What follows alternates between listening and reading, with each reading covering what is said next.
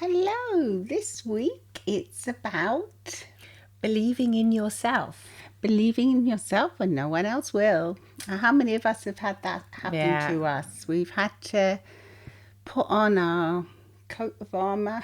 Yes, and exactly. get on with it and really believe in yourself. And I think when you believe in yourself, funnily enough, other people believe too. Yeah, they kind of tend to follow, don't they? They do. They're little followers. So listen and enjoy this week's episode of Get Real with the English Sisters. And as always, thank you for your support. Thanks for reaching out on social media and emailing us as well at englishissisters@gmail.com. And thank you, because we're growing all the time. And it really does make us excited, doesn't it? It does. It's very exciting. We love reading your comments. And we do believe in ourselves. We do believe. And we believe in you supporting us. And thank you so much for that. And in your projects and your ideas. So do share with us. So share with us what you're going to be up to in the coming weeks. Right then. So what's this all about then? Believe in yourself. Easy to say, isn't it? But is it easy to do? Like the way you said that. Yeah. No, it's not easy to do because it's so easy when to you say. have other people believe in you, it like lifts you and it like encourages you and inspires you, doesn't it? Well, it's very motivational if you have somebody that comes up to you and say, look, I believe in you. You think, wow. But sometimes I think you can also put that added pressure on you, can't it? Well, in this case, if we're talking about too much belief, too much pressure, like saying, hey, I'm only human. You can't expect me to do all that. I'm not perfect and I might get it wrong. Not in that case, in that scenario. But if we're just talking about normal life. I think there's a happy medium, isn't there, as usual? But when it's too much, like say if your parents, they believe in you too much, but they like really niche it down into specifics, like they want you to be a doctor or want you to be a professor or something. Then that's too much. I believe in you, you can do it. But then I think there comes a time when you just think, I mean, we've had lots of clients like that, haven't we? That I've had so much pressure put on them that they feel as if they can't live up to that. So I think believe in yourself, but just believe that you can be what you want to be, but take it step by step. So don't put that added pressure on. That's it, yeah. I totally agree with that, yeah. Because in the case of when you have to fulfill somebody else's high expectations, it's already bad enough having your own super high expectations of yourself and not allowing that side of humanity to enter and allow for yourself to fall and allow for yourself to make mistakes and get things wrong and just mess it all up. You have to allow for that and still believe in yourself because these things happen. These things happen all the time. Do you know what I think you have to allow for? You have to allow for the fear that you're going to feel because you're going to be fearful. You will not want to do that. You will not want to believe in yourself. Yes. You will. We sound like some kind of, I don't know, like some kind of, you will not, but it's true. You will not want to do it because it's scary. And it's change. Yeah. So if you have a new project, for instance, that you want to believe in yourself that you can do it, and maybe other people are saying, oh, that's a bit much. No, do you think you really can? But, or who do you think you are doing that? Come on. Oh, that's typical, isn't it? Yeah. Who do you think you are? I mean, it's like, even if they don't say, it's kind of implied. Is that really your thing? You have your friend saying, I can't really see you in that kind of, whatever you want to do. I'm not sure. I remember when I first became a hypnotherapist. Oh, my God. Your husband was saying, I can't imagine Violetta doing that. No, he was very surprised. He said, what the hell's happened to her? Shocked. Does she really want to be around people that have emotional problems? Wouldn't she be better, open a garden shop or something? I go, look, I know she loves gardening, but she's chosen this and I will definitely support her. I did support her so much that as a little sister, I followed her because I think I realized that it was always there ever since I was a little child. Yeah. The longing. not longing, as to say. I don't think I longed, but I just kind of. I think you did long to understand the mind more. I did long to understand. Yeah, you're right. And I kind of. I could see things. I don't want to make it sound presumptuous, but like in the playground, I could see other kids that were suffering. And I could see, like, if I would turn around to some of the kids that had chosen to be my friends, they couldn't see the other kids suffering. And I used to think, why? Why can't they have that? I didn't know it was empathy. I didn't know what it was. But I thought, why can't they see that? They're so carefree. I could, like, feel things in a different way. I didn't know what it was at the time. I didn't know how to use it. I just thought, I don't know. Yeah, so because you're little, you don't know these things. No. But seeing other people hurt or upset would make me hurt and upset. And I would want to help them. Somehow, I would definitely help them. I would go up to them and You did help them. I did help them. Yeah, I would definitely. I would give them. You become friends with them and that. Yeah, so even though I didn't know it, you chose a path first. I didn't realise that was my path, and it was definitely as well. My husband said, "What, your sister's doing it? Now you're going to go through your studies. Isn't that too much? You've got kids. You're already busy. I mean, come on." I don't think he believed in me that much, to tell the truth. Not at all, really. No, nothing, no. It just had to be me saying, look, I slowly started building my own self-esteem by, starting to do reading and then starting to do some of those exams. And I thought, God, I can never do this. I don't know if I could do this. And then I started studying and I thought, well, this doesn't seem that difficult because many of it I could understand it intuitively. Intuitively, yeah. So I kind of got it like you did. Yeah, I think so. But I think that you had to have the belief that you could do it, because if you didn't have that belief, you would just give up, wouldn't you? I think it has to be like you have to have that inner strength and saying, even though it's difficult, it's going to be easy. Yes.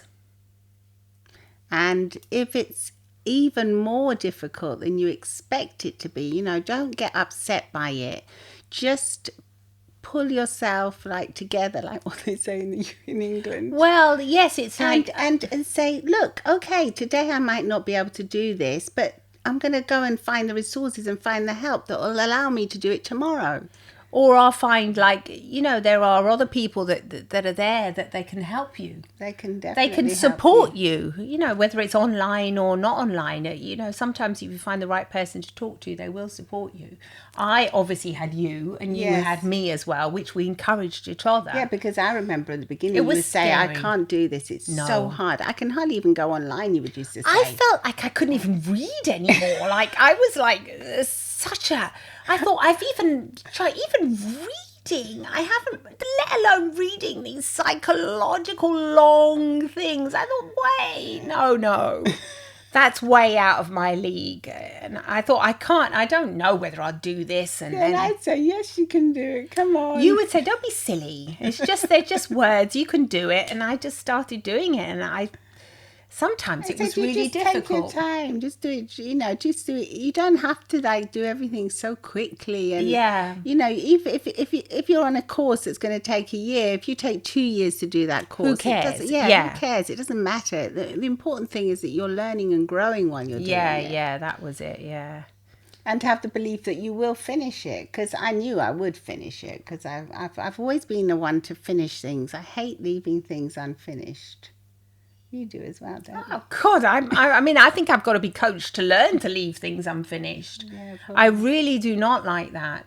Because there's sometimes you just have to think, well, this isn't going anywhere anymore, and my path, my life has taken a different direction. I don't have to finish it. No, but yeah, I've had to sort of coach myself and say, no, let go of that. You don't have to finish everything. But in this case, it was something. It was a good thing, though. It was obviously, it was a lovely course, and it was of interest, and it was lovely to be stimulated that way. But yeah, sometimes you don't have a family member or somebody else with you, so that's probably why we're doing this podcast, because you've got to kind of believe in yourself. Yeah, and I think that if you do want to go into further studies or do something that's completely new that you've never done before, that it's a really scary thing to do It if is you haven't scary. got anyone that's supporting you or telling you to believe in yourself, because you think, who am I to do this? I haven't had any experience in this field. I might be too old, or I might be too young. You worry, you don't you? worry about Yeah. these things. So I think, well, I don't know if you worry, but I certainly did. I worried about things like that.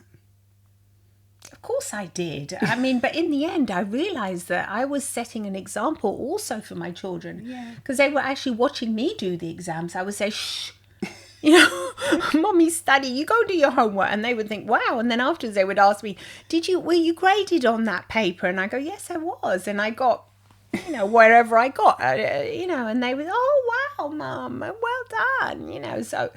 I felt proud the more I Yes. continued doing it, even though, I'm talking about we weren't, In our 40s. yeah, we were well into our life when we decided to do these studies, and start this. There's nothing stopping you really. No, and I think in each phase of your life, whether you're in your 20s, 30s, 40s, 50s, 60s, 70s, or whatever you are, whatever age you are, there's always time for you to be able to learn and to challenge yourself, I think, because I think a lot of us get into the rut when we don't challenge ourselves because we're frightened, we're scared of how we're going to be and how we're going to feel doing something so new that's so different for us. Yeah, you're right. Yeah, you get scared, don't you? Also, it becomes like part of your identity. And then you have to change that identity. You say, Yeah. no, I am, or I am a gardener.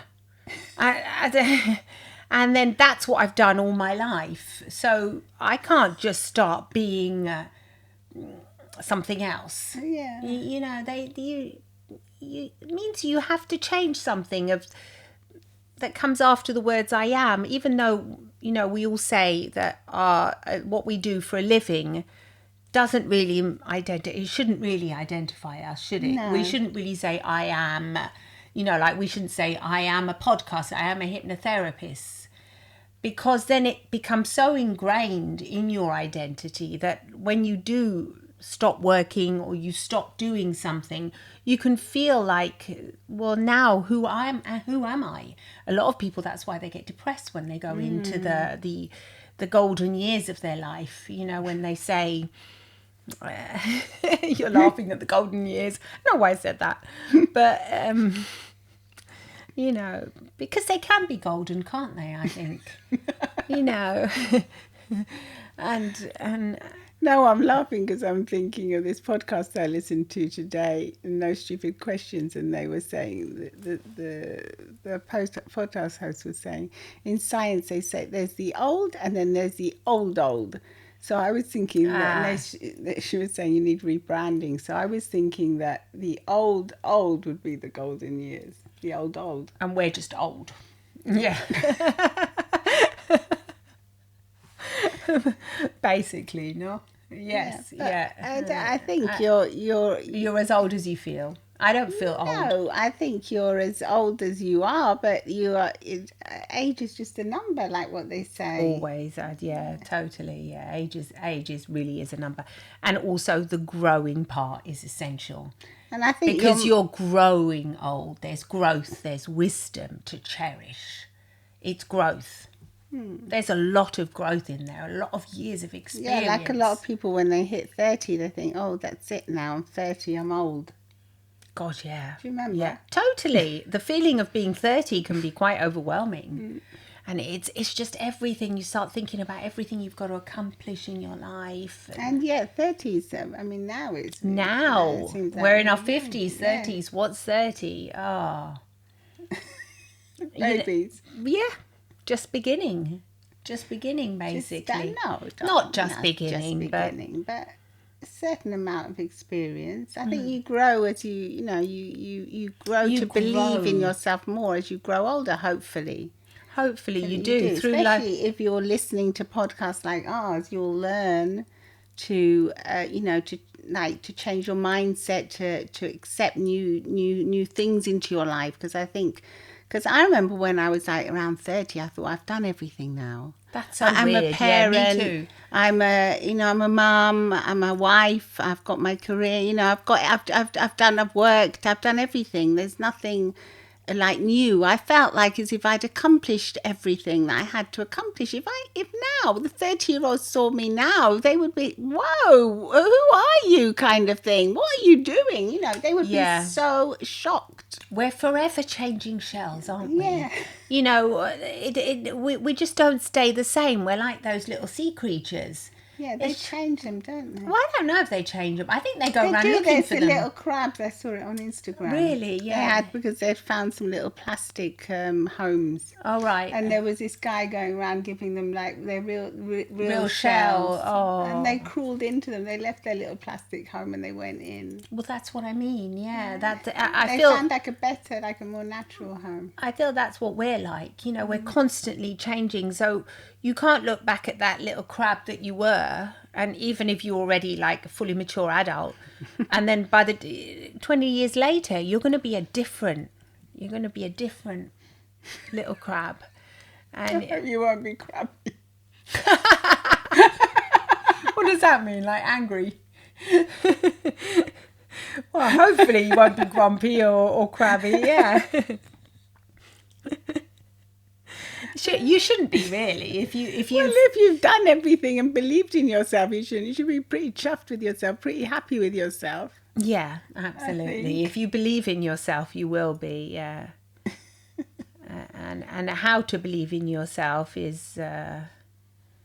Have we said how? Well, it's a step-by-step process. It's first of all seeing what you want to be doing and achieving, maybe what set yourself some goals. You're right. And then and then stick to them day by day, and don't get discouraged by something. And don't set yourself goals that are absolutely impossible. If we had said, like when we were just first started learning therapists, that we would have books, that we would be podcasters, that we'd be terrified. We'd be saying no way. I mean, we might have been happy as well because it would have been a nice thing to look forward to. But it would have been overwhelming. We would have said, how can we do all that when we can't? We don't know all that stuff now. It's scary, yeah. We know nothing, kind of thing. Whereas you have to. You have to go, and I think the being proud of yourself and believing more in yourself comes from just looking back at what you did yesterday and thinking, oh, I did that. No matter how small it was, the goal. I went to write myself up for that thing, or I went to whatever you want to do. Because we're so different, thank goodness, in this world. You might want to do something, whatever you want to do. And whatever it is. Well, we can't tell you what you want to do. It's that inkling that you've got inside you. And if you don't know what you want to do because you think, I don't know what I want to do, well, just start by delving into different little things. Dip into this, into that, into the other. And see what you like. Yeah. Leave windows open instead of closing them all and thinking, I've done everything now. And instead of saying no to things, start saying yes to different things, different experiences, because I think we really do stay stuck in ruts a lot of the time. We don't realise we're in those ruts, and that's what's making life harder in a way. You'd think it'd be the opposite. You think when you start studying something new, you're going to be like overwhelmed. How can I do that? I've already got so much to do. But I mean, you'll find that when you do something new, it stimulates your brain and your mind, and you'll feel more encouraged afterwards. Yeah. You'll set aside that half an hour, but then afterwards, when you have to clean up after your kids or whatever, you're whizzing around just doing it all happily, whereas before you might have been moaning and saying, oh no, not this again, I'm so tired. You're so right. I'm so tired, I haven't got the energy. Because it's a mental when you're not mentally like, I don't know how to say stimulated. It. Yeah, stimulated. When you're not mentally, I wouldn't say alive, but like, stimulated, and your brain isn't like energized, then everything is like heavy. Things are harder to do, like what you were saying.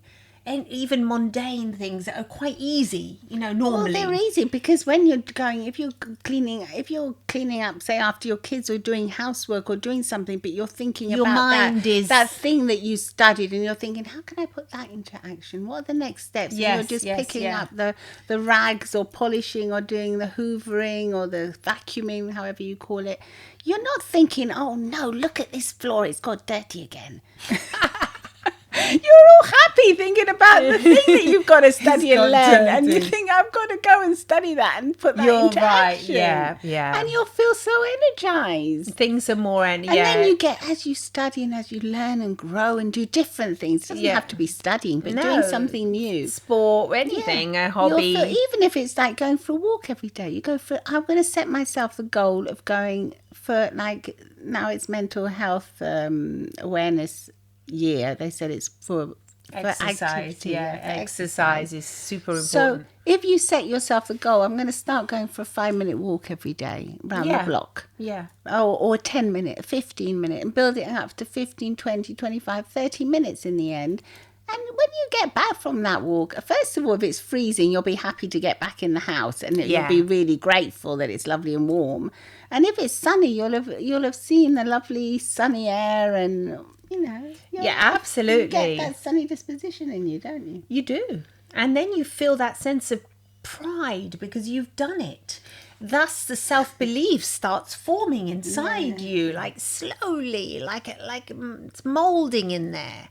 And you're shaping yourself into believing in yourself. That's how you do it. That's how you do it, through looking back and seeing what you've done in the past. And through, not criticising yourself all the time. If you feel as if you haven't done anything, you're one of these people that always puts yourself down. Well, then set a little goal, like what you said. It doesn't have to be a big thing. Because set then a you small can thing. measure it, can't you, if it's a little thing? Because if you're that kind of person and you know who you are, that does amazing things, because some of you are amazing, and you're all amazing in your own way, but some of you really have had, you're high achievers, that you've done things and you're still looking and saying, oh, but I haven't done this yet, and I haven't done that yet. Well, look at yourself and look back on yourself, and actually see what you have achieved. Maybe look through someone else's eyes, because you probably won't see what you've achieved. Yeah, that's what I was going to say. Look through somebody else's eyes, if you can, if you know what we mean. Like, how would your best friend look at you? Even though last week we did an episode about being your own best friend, or I can't remember when it was, but if you can't just imagine what would somebody that loves you, how would they look at you? What would they say to you? Yeah, because you watch these programs like Queer Eye, for instance, and things like that, and you see these people on there, and they're like always, oh no, but I've done nothing, wow. And you see that they've been an incredible support to so many people, and they've done incredible things, for emotional support and hard work. And they say, yeah, but I'm not an astronaut, or I'm not. That's exaggerating, but that's who they measure up to. That's the equivalent of it. You have to see how many lives you've affected, and who you. What if you haven't affected all those lives? They're not all affected lives, because these people on Queer Eye, no, not them. I mean, like, what about if you're not on Queer Eye? Well, I'm sure you've affected the lives of people around you. Yes, that's what I'm trying to get to. Even though you're not on a television not program, on a massive thing, but I'm sure you're a help to your mum or dad that has to go, and you go and do the shopping for them. Yes, there are things that you do to your granny, or to whoever, to the neighbour. Yeah, you do nice things for people. Yes. And if you find that you haven't done anything nice like that because you've been under the weather yourself, they say that there's a lot of science in just getting up and doing a nice deed for someone. Just for someone else, right? Yeah, you're going to feel a lot better about yourself, because it's not always easy. Well, obviously, we're not talking here about if you're suffering from depression, or you've had no. If you are a person that's suffering Yeah. from depression, obviously it's going to be totally different for you. But in your own way, you've managed your illness, and you've managed to, you're still here, and you're listening to this podcast, and You're helping yourself. You're helping grow. yourself, and you've also helped the people around you by showing up to do things for yourself. Yes, yes. If you can at that moment in time, obviously, yeah, it depends on the situation. But yes, generally, I suppose we all do, don't we? We all count, even though we might think we don't count. Even if we don't think we count for anything, we always count for something. Because when we're not here, we're missed. We're missed. Why do people Why cry? only when they see, like here in Italy, they put up these posters like of people that die, and with their name. Nice, isn't it? Yeah, and like in the villages, it's all these posters, and you see name and surname, and then the age, and underneath it's written beloved by the family and mourned by many friends, etc. And my husband, who's Italian, he like reads these all the time, and at first I was terrified of them. I go, what are they? Is it like weddings? He said, no, it's people that die. I go, my gosh, how odd. But he said, no, it's a sign of respect. Then you think of them, and if you want, you go to their funeral. No, whoever can attend their funeral. And so, obviously now I've been living here for 30 years. I'm still quite surprised when he looks at them. And then I say, like the other day, he saw this poor lady. I mean, the name and the surname, and then 49 years old. And he said, oh my gosh, I knew her. And, you just think, yes, you knew her. And he probably thought of her for just a few minutes. And, just when we walked to go and get a coffee, because it's those kind of things. He only knew her like an acquaintance. He remembered her from being a shop owner. But then, I think maybe if we all kind of realise that we're not eternal, if we have this feeling, not a feeling that you're going to die all the time, but like if we realize our own mortality, it make us appreciate even that shop owner, and because what would you have given to give that shop owner and say, oh hi, ciao, how are you? Yeah, and just like, oh, I see you, and like. So when I went to the coffee shop afterwards, I had another massive chat with the bartender, thinking, I can see you, I know your name, I will miss you if your presence isn't here anymore. I think if we kind of lived a bit like that. Anyway, we're going a bit off topic here, but I guess it's all in that you believe in yourself, because there are people, even though you think there might not be people, that will miss you. Everybody's missed in the end. Anybody that's, if you're a good person, you'll be missed. Exactly. We're all we're going to start crying now. Okay, yes, you will be missed. I think that's what you want. You want to arrive to your deathbed. In the end of a long, long, happy life, you want to arrive and it's nice to think that people will miss you, because you were a loving presence in their life. Yeah, but that's even that, like what you said, just being a loving presence, just being a presence. It doesn't mean you have to. It doesn't mean you have to do big things or be great or anything. You just have to be a nice person, basically. Just be kind and nice. It's so easy. And I think if we do take time a little bit more to connect to your local people, your community, just a little bit more, even though you may not belong to a church or to, a particular thing, just the people, just the guy that gives you your ticket on the train or whatever. You buy it online nowadays. Yeah. Yes, everything's basically online, but there's still humans around. There are humans, and they need to connect. And so, if you take the time to connect with them a little bit more, I think, and that makes you feel special as well, because it's going to make you feel good. Even if you connect with robots, because if you're buying something online and there's a robot helping you out, but you're nice to the robot, you'll still feel better in the end anyway, because you've been nice. I know why you're talking about that. Because I got a robot. Yeah, I got a bot chatting to me, and it was ultra friendly and ultra helpful, and at the end of it I saw myself smiling, and I thought, oh wow, I'm actually reacting to this. I know it's a bot, but I'm having this kind of, obviously I'm a human. Are you? Am I? And so I was having like this human reaction to what the bot was writing to me. It was something that obviously pleased me. It was nice. It was helpful. Pleased you. That's funny. Well, it was helpful, wasn't it? In that situation, it was helpful. Anyway, let us know what you think. Do you believe in yourself, or do you have to work on believing in yourself? Because sometimes it doesn't come easy. No, it Especially doesn't. if you Most of the haven't time, it been doesn't. Brought up in a culture that really believes in you, and sometimes it can be the other way. If you have been brought up in a culture that believes in you too much, it's too much pressure, and then you can't stand it, kind of thing. Yeah. You just want to go the other way. Yeah, exactly. So let us know what you think, and please do come and comment on Apple Podcasts and I think on Apple Podcasts you can leave us a lovely review. That would be great. Oh, yeah. And on Spotify there's actually a comment section, so you can comment on there. And of course, always come and see us on Instagram at Get Real with the English Sisters, and on YouTube too, where you can see the video. And there's also the podcast. Yeah, because we've got the there. video. Yeah, the podcast is also We're there. always in matching outfits. And Yeah. what we do is the podcast goes on first with the RSS feed, and then that's audio only, and then it's a video. I usually upload that a day later or the same day, depending on how much time I have. And what else?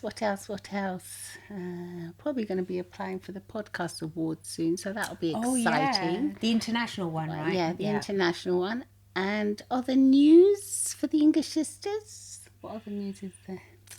I can't think of anything. Summer is coming. Summer is coming. What does that mean? I don't know. No, I can't think of it. Oh, come and support us by getting our book, Stress Free in 3 Minutes by the English Sisters. We should probably write a Get Real book. Get Real would be good. Yeah. Get Real with the English Sisters book. Yeah, just thought of that now. Get real with yourself. Get real with yourself, and don't tell yourself lies. You believe in yourself. We're telling you now, we're your sisters, and we're telling you to believe in yourself. Yes, we are your sisters. We're real sisters, but we also want to grow our We're real sisters, family. not twins, aren't we? No, we're real sisters, not twins. If you see us on the video, you'll realise it. We're not actually twins. One's taller than the other. Oh, yes. I am taller. Yutka's taller than Violetta. Me. Yes. Anyway, lots of love and smiles as always. And get back. Let's hear from you this week. Yes. Bye-bye. Bye.